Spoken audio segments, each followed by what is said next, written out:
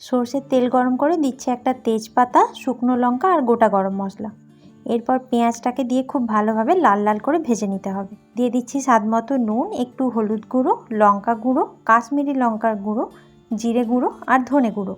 লো ফ্লেমে এগুলোকেও একটু নাড়াচাড়া করে নেওয়ার পর আদা, রসুন আর টমেটোর পেস্টটা দিয়ে দিলাম।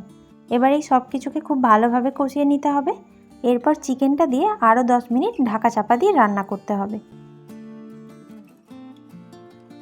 সেদ্ধ করে রাখা চানাটা দিয়ে দিলাম আর সেদ্ধ আলুগুলোও দিয়ে দেব।